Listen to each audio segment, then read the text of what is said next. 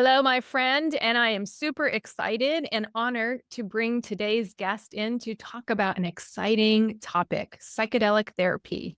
We're going to be talking about psychedelic therapy as it relates to rewiring the brain and really transforming our habits, and the literature that has shown its helpfulness, its effectiveness in certain conditions such as PTSD, treatment resistant depression, addiction therapy, and more.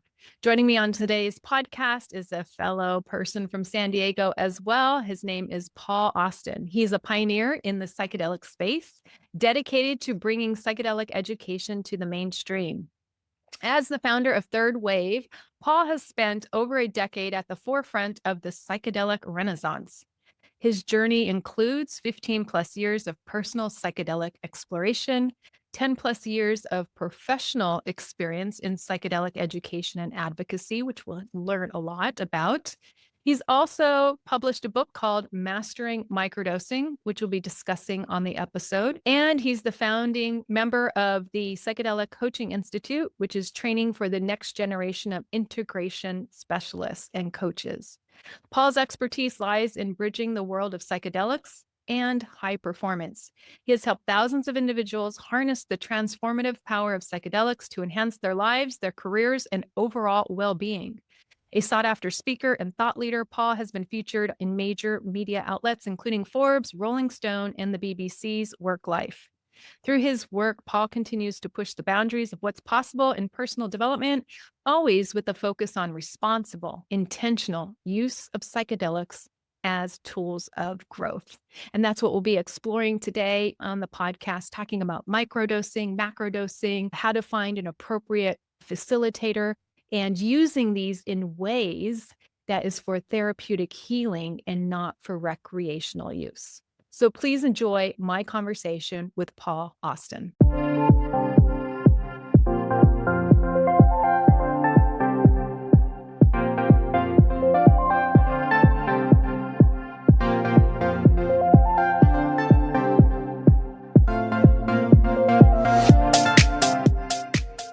Paul Austin, thank you so much on such short notice to agree to come on the podcast. And I'm so excited to dive into the topic of psychedelics with you today. So welcome. Thank you, Sherry. It's great to be here. Thank you for the invitation. Yeah. So for my audience, we connected on Instagram, and turns out we both live in San Diego. And I love how you're supporting the San Diego attire today. And I have recently been diving into the area of psychedelics. I had a podcast guest on a few months ago talking about his book and some of the research. And for today, I wanted to go in a bit of a different direction. And I know you have a book out, which I've been reading. It's fantastic. And we'll get into that as well. But, coming from traditional pharmacist background, growing up in a time where I had learned, during as a 70s child, the 60s were bad, psychedelics are bad, they lead to laziness, they cause crazy psychotic breaks. So for me to even get into this space is, first of all, I was open-minded and looking into this, but I really want to start off that conversation because I know some people may be listening and still think that they're bad or there's not a therapeutic use for them. And that's what I really want to focus on today is, yes, they can be used recreationally, and there's some risks to that, of course, as well as risks to using them therapeutically. But since I've been listening to podcasts as Tim Ferriss and so many other people, Joe Rogan, and these high profile physicians that I follow, and they've talked about how therapeutic psychedelics can be, I thought we'd start our conversation there. And I know you help people in this area. And what have you seen therapeutically in terms of their beneficial use and how people use them? That's a great starting point. So, what a lot of people don't recognize or even realize is that research on psychedelics goes back many, many years in the West, even to the 19th century. So, mescaline, which is the alkaloid in peyote or San Pedro, was first discovered at the end of the 19th century. And they started to do a little bit of research on the East Coast about the potential application of mescaline for depression and addiction and things like this. But it wasn't until the 1950s when LSD, or soon after LSD was invented, that there were thousands of clinical papers published about the efficacy of LSD to treat a range of conditions. Now, unfortunately, LSD got out of the sort of clinics or the more regulated model. This is, when the counterculture comes into play, turn on, tune in, drop out. And when the federal government made psychedelics, including LSD, illegal in 1968, it pretty much shut down all psychedelic research at that point in time. And so it wasn't until the early 2000s when a lot of that research was resuscitated. And there's now hundreds, if not thousands, of clinical papers that have once again been published about the efficacy of psychedelics for intractable mental health conditions. And the three most common that are currently being explored are depression, both treatment-resistant depression, but also just major depressive disorder, anxiety, or specifically generalized anxiety disorder, and PTSD. And the different compounds that are being looked at to treat those therapeutically, it's MDMA, also colloquially known as ecstasy, that's being looked at to treat PTSD. Psilocybin, which is the active alkaloid in magic mushrooms, that's being looked at to treat depression. And LSD, which is being looked at to treat anxiety. And so there's an expectation that in the next 2 years, maybe 3 years at the longest, that the FDA will approve either MDMA, psilocybin, or LSD for a clinical health condition, which would, I think, really transform our mental health paradigm, which is right now really focused on this model of a pill for every ill, is what I sort of refer to it, that if you just take this pill for the rest of your life, you'll feel okay. Prozac, Lexapro, Zoloft, the SSRI class are the most commonly known psychiatric drugs for that. Whereas psychedelics, it tends to be 1 or 2 or 3 high dose experiences within a therapeutic model that is supported with psychotherapeutic support before and after.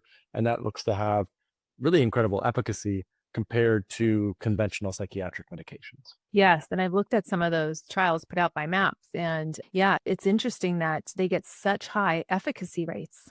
And after just a few of these high doses, as you mentioned, but must be combined, as you said, in a proper setting and with a therapeutic model, and how even 5 years out, there still retains the benefit. So really life-changing for people. And that was really what got me so interested, is something that you can use infrequently and still have these long-term benefits. And I've actually looked at participating in a ketamine clinic here in San Diego, seeing some people come in with PTSD and have it be transformed and processed right out of their body. It's just amazing. And I'm glad you mentioned ketamine, because Yeah. ketamine is currently legal, FDA approved, Yeah. and medically available in all 50 states. It's been FDA approved for, I believe, treatment-resistant depression in particular, but it also is prescribed off-label for pretty much anything that you can imagine. So that is a legal option that is currently available for a lot of folks. LSD, MDMA, and psilocybin are still illegal at the federal level, but psilocybin mushrooms have now been legalized in both Oregon and Colorado, and New Mexico also recently passed a bill to medicalize psilocybin and make it available for clinical use. Yes, yes. So I like how you really define this therapeutic model, right? It's not just you do it on your own. It's done in a set and setting with a therapist or a coach who can guide you and hold space for you. And so that anything coming up or coming out of that session, you can work to integrate that so that the patient or client begins to really unfold what has happened to be able to move over and through that process. There be any other way you would describe the integration work that comes from that therapeutic model? Yeah, I think that the most important thing that I focus on when teaching, you talked about this before we went online, we have a practitioner training program. And so a lot of the crux of what I focus on is the neuroplastic benefits related to psychedelic substances. And so there's been some early research showing that after a high dose experience with ketamine, MDMA, psilocybin, LSD, ibogaine is another one that's been getting more and more attention. A critical learning period reopens in the brain. And a critical learning period is most commonly present when we're 3, 4, or 5 years old, when the brain is really young and malleable. It's how we learn language, it's how we learn music, it's how we learn social cues, it's how we learn ways that we interact with community and family members and friends and all these things. There's a lot of imprinting that happens when the brain is that young. And then as we get older, the brain gets more settled. And what's really interesting about psychedelic work, especially at these high dose therapeutic levels, it reopens that critical learning period. And so the brain actually returns to the state of a 3, 4, 5 year old for 2 or 3 weeks after a high dose experience. And so if we look at the importance of integration, the importance of integration is how do you leverage that 2 to 3 week window after drinking ayahuasca or after having a psilocybin mushroom ceremony or after doing MDMA therapy to actually start to repattern some of the dysfunctional behaviors that may be holding you back. And that could be things from like alcohol, that could be a toxic relationship, that could be a toxic job, that could be cigarettes or a certain way that you eat or that you don't sleep or that you don't meditate, whatever that is, right? There's a fantastic opportunity to start to repattern some of those dysfunctional behaviors. And that's why either the psychotherapeutic or coaching support is so essential, because we need someone that can help us to unpack everything that came up, make sense of it, because oftentimes in these high dose experiences with psychedelics, it's very symbolic, it's very archetypal. It can be at times challenging to understand what came up and what was that, and then to actually integrate that into our organism so we can make fundamental changes in the way that we live. And what I often say is that 90% of the transformative work with psychedelics is not in just taking the drug itself, it's really in that integration phase and how we can make sustainable behavioral change on an ongoing basis. And I love how you mentioned that 90%, because when I went into my journey thinking it was the day and it was the drug and that was going to be all the change, but you're right, that was just a part of it. And most of the work came after in integrating exactly all that came up and all those visions and all those things that didn't make sense. And having somebody to walk me through that and to be there for me was essential. And not only that, I find that it was so easy to incorporate. As you mentioned, your brain is in this plastic, neuroplasticity is happening, and you're just able and malleable, that the changes I did want to make weren't so difficult and that they're lasting. And it's really transformative. I do want to do a little bit of a deeper dive. We're talking about these big doses. And so I know the terminology around that is considered a macro dose, right? And you would do a few of these sessions to get these big changes. But I know a lot of your expertise in this excellent book that you wrote, Mastering Microdosing. And there's a difference between macrodoses, these big doses, versus microdosing. So can you elaborate more on the dosing aspect of that? So microdosing is a fairly recent phenomena. It more or less came on the scene about 15 years ago with the publication of a book called The Psychedelic Explorer's Guide by Jim Fadiman. Jim is an OG of the psychedelic space. The first time he took a psychedelic was with the Ram Dass in Paris in the early 60s. He did a lot of research in the 60s on the overlap of LSD and creativity and problem solving. And when it became illegal, shut all that down. But in 2010, he published this book, The Psychedelic Explorer's Guide, and had a chapter on microdosing, which was an idea that actually he indirectly got from Albert Hofmann, the inventor of LSD, the Swiss chemist who in 1938 synthesized LSD for the first time. And apparently, as he got older, Albert Hofmann would take a very low dose of LSD, maybe once or twice a week, and he noticed it just helped him to have a little bit more energy, a little bit more vitality, a little bit more presence day to day. And so Jim created this protocol where you do a microdose, 1 day on, 2 days off, and you do it for about 5 weeks. So you do 10 microdoses in total, 1 day on, 2 days off over 5 weeks. And the idea with a microdose is that it's sub-intoxicating, or sub-perceptual is another phrase that's often used in relationship to microdosing, which means you're not really getting high at all. It's not altering your state of consciousness. You can still navigate your everyday reality as you would, much like if you had a cup of coffee in the morning. And what people notice is when they microdose with psychedelics, that it tends to elevate their mood, it tends to give them more energy, and it tends to help them sleep better. These are sort of the 3 clinical established benefits. There are a lot of other benefits that have been talked about anecdotally, but because this is such a recent modality or phenomena, and because psychedelics are still Schedule I substances, research is just slowly starting to get going. And so some people might be asking, okay, if it's sub-intoxicating or sub-perceptual, how much is that?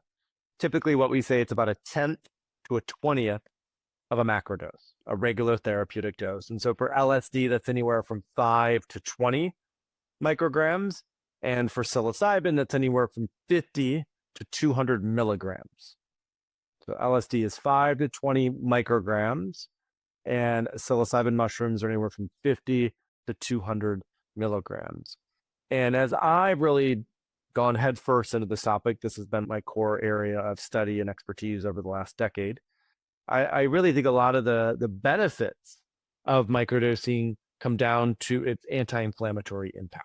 And so in the health and wellness space, we're learning much more about the role of chronic inflammation in disease, and how, in particular, stress is a huge driver of chronic inflammation, but so is diet, so is sleep, so is exercise or lack thereof.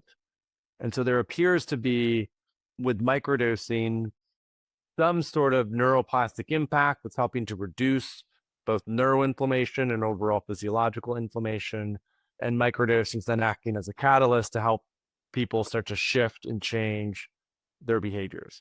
So a lot of people ask, well, who is microdosing? And I say, everyone you can imagine, from college student that used to do Adderall or Ritalin and is now microdosing, to mom who just had a baby and is struggling with postpartum depression and they started to microdose instead of going on Prozac or Lexapro, to the tech CEO who is looking at microdosing LSD to help with productivity, flow, and performance, to someone who is in retirement age and is looking just to stay sharper for longer and is exploring low doses of psychedelics to help kind of maintain that pep and that energy in their day-to-day. So it really is a broad swath. In fact, in 2023, nearly 4 million people microdosed with psychedelics in the United States, and nearly 8 million people took psychedelics generally. So this is something that has become quite a bit more popular, and I think will only continue to become more popular as more people experience the tangible benefits of what it brings. And I love all the examples that you gave in your book. I mean, I knew some celebrities and people in high positions taking this, but now I learned of a lot more. And it was even how it helps. I originally started this podcast off helping women cut back on drinking and alcohol, and how just working with addiction. On page 189, you refer to somebody who says that they now are able to really walk away from alcohol. Their cravings have substantially declined, and they are more mindful and more joyful when accomplishing little tasks that they hate doing, like dishwashing and laundry and stuff. Because I think a lot of us just want to numb out if we're doing things we don't want to be doing or don't like doing, and how these have the ability to really rewire the brain and change our neurocircuitries and reduce those cravings. And I think that's such a health benefit, right? Is to look at what patterns we're doing. And if they are not helpful or healthy, and we want to have a different relationship with these things, whether it's smoking or alcohol or even overeating. I've even witnessed in working with a guy that somebody's autoimmune condition had been resolved. And so that would go back to what you were saying, if these are really reducing inflammation, right? And inflammation is thought, of course, to be a major cause of autoimmunity.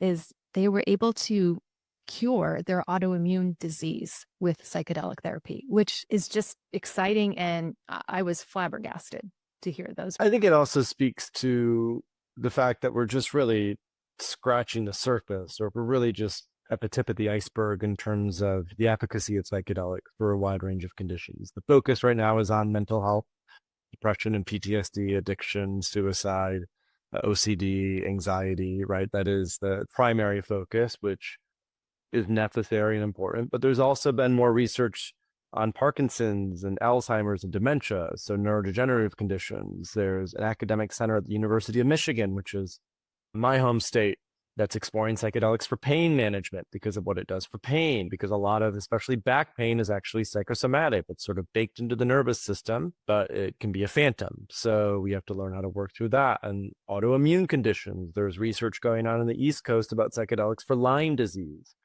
and how psychedelics could help with that. So I think, what my focus has really been on is, unfortunately, psychedelics are still Schedule I substances. which means they are highly addictive and have no medical value, which is precisely opposite of what the science says, that they are actually anti-addictive and have incredible medical value. And I think right now, the biggest block to us better understanding these substances is how expensive research is to do on a Schedule One substance. And so I'm really excited that there have been states like Oregon and Colorado that have started to step up. And ideally, for me, the biggest potential benefit of the FDA approval of some of these psychedelics is that they will have to reschedule it. So right now, as we're recording this, there's a lot of conversation with the Trump administration potentially rescheduling cannabis from a Schedule One to Schedule Three substance as well. And they'll have to do something very similar with psychedelics. And I think my hope is that will open up the floodgates for research. But right now, it still is pretty difficult and incredibly expensive to be able to do good research on these substances. Yeah. Well, I do like that people who have experienced these substances and they are going more public and they're feeling safe to do so. And, talking on podcasts, as, we just mentioned Joe Rogan and Tim Ferriss and some of these high profile people, to realize there is benefit to these and to rethink what we have originally thought about them. And so that we can do that research and get these more out to the general public once they are rescheduled in a safe manner. Speaking to that, if there's somebody listening to this podcast and they are looking to potentially get started or learn more information, whether it's macrodosing or microdosing, what kind of advice would you give that listener? Yeah, it's really, I kind of boil it down to three things. One is education. There's a lot of really great books out there. There's a lot of podcasts. I posted a podcast for nearly a decade in the psychedelic space. We have over 300 episodes. On Third Wave, we have a lot of guides. So whether it's ketamine or MDMA or psilocybin. So the first step is always education, right? Empower yourself, learn sort of the fundamentals around what might be useful or helpful, understand the legal landscape. So we talked about how ketamine is legal. Psilocybin is legal in Oregon and Colorado and other international jurisdictions. And there's a thriving underground market. But for some folks who are quite new to this, that can be a little intimidating to go into the underground market. We also, on Third Wave, we have a directory of retreat centers and clinics and potential therapists that folks can connect with to be able to find a trustworthy provider. Because once you've learned a little bit about this space, I think the next step is how do you find a quality provider? Right. And this is why we started our practitioner training program 4 years ago, was because there really needed to be more training for practitioners who want to step up and support people in this work. And there have now been thousands of folks, if not tens of thousands of folks who have been trained in this work. And just because they've gone through a training doesn't necessarily mean they're going to be a great fit for you in particular. And so when you're looking for a great provider, that could be a clinic, it could be a retreat center, it could be an individual practitioner, you really want to kind of get a sense of how well they cover what I call the 5 key elements. So if you can really figure out and talk through these 5 key elements with your provider, and they seem to know what they're talking about, that's a good sign that you should work with them. And the first one is assessment. Do you go through an assessment form or an assessment phase, an intake form, where they may ask you about any early childhood trauma, or if you're on any psychiatric meds, or what your intentions are, why you're coming into this. Preparation, every practitioner should prepare their client before they go into a therapeutic experience. The risk with a lot of the ketamine clinics that are out there now is a lot of them are just, you go into the clinic, they hit you with ketamine, they don't do any preparation support, they don't do any integration support. And so you really want to find a provider that's going to help you prepare. They're going to be able to explain to you why this medicine is useful. So that's the third element, what I call facilitation, assessment, preparation, facilitation. How do they facilitate the experience? What dose are you given? In what setting is it? What's the environment where you're taking this medicine? Integration is the fourth key element. Do they include integration support after that high dose experience? Ideally, you should have a call within a week after that high dose experience, and at least a second call within a month. That's the minimum, I would say. Anything beyond that is also supportive. And then what do they know about microdosing? Are they familiar with some of the basics around microdosing and how microdosing can be utilized in the integration period? to help support the process that someone may be going through. So talking about those 5 key elements with a potential provider: assessment, preparation, facilitation, integration, and microdosing can really, really help. And then the final thing that I would recommend is to, I say sort of find the others, find the other people in your community, find the other people that you hang out with, or find new people who are exploring this themselves. And there's lots of publicly available events. There's conferences. We do online webinars. On Third Wave, we have a private community, a membership community that's free and available to the public. I think we have like 9,000 people in there. And the folks are meeting there all the time to connect with other people who are also curious about this work and doing this work. So education, quality provider, and a community of other people who are doing this. Those are usually the 3 fundamentals for folks who want to get started with this work. You articulate that so beautifully. And I think point number 2 is paramount, right? Finding that quality provider who's just not going to dose you and leave you and ghost you, but really providing all that support, because that is really needed. And that is the part that I think makes the medicine so effective and useful and productive. Yes. And if anybody's interested in my experience, I'd certainly be happy to jump on a call and talk with you as well. But please, Paul, put in some of the links, or let them know the links that they should go to, or the website that they should go to, where they can receive your education and your support. Yeah, the thirdwave.co. So Third Wave Psychedelics, thirdwave.co is a great starting point. And I will say another kind of thing to add to this is, if you're considering a retreat center or considering a clinic or considering a practitioner to work with, ask them for, referrals, meaning folks who have gone there before. Or even the best way to do it is if you have someone you trust, who has gone through an experience. That's a really good indicator as well. So if someone's like, hey, I went to this retreat, or I worked with this practitioner, or I've spent time in this clinic and they did a really good job, then that's also a good indicator and sign. So I just like to add that in. The thirdwave.co is a good starting point, but friends or people that you know are also good starting points. 100%, because we want to keep this safe and no bad outcomes happening. Sure. Harm reduction. Yes, harm reduction all the way. As we wrap up this episode, is there anything else you want to talk about with regards to psychedelics and health, wellness, and how they rewire the habits that we haven't covered yet? What I often tell folks is to start low and go slow. There can sometimes, especially if someone is really struggling, there can be a desperation. And in that desperation, at times, poor choices can be made. And that could be from the medicine that's done, to the provider that is worked with, to just doing it too much and too often, too frequent to start. So I often tell folks who are quite new to this, start with a microdose or a microdosing protocol. It's a really good onboarding ramp into this type of work. Once you feel like it's fully your choice, then maybe explore ketamine or a higher dose of a psychedelic. But you really have to feel yourself 100% behind it, wanting to do it, wanting to explore it. You can't feel dragged into it or forced into it by someone else. So that willful choice has to be very present, and recognize that this is the start of a journey. It's not a quick fix. It's not necessarily a magic pill. It's not necessarily a panacea or a silver bullet or something that's going to fix all your problems. The experience itself can be transformative and profound and very healing and transcendent. And as we've talked about, if there isn't proper attention and care given to the integration phase, then it is all too common for people to slip back into the same dysfunctional patterns or habits that they've had before. And so look at psychedelics as these sort of neurocatalytic tools that create a space for you to make changes, and commit to those changes, commit to doing the hard work, commit to taking control and responsibility for your life.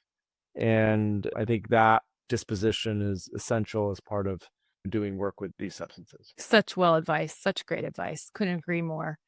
Well, thank you, Paul Austin, for joining us. And listeners, thanks for your time, and we will see you next week.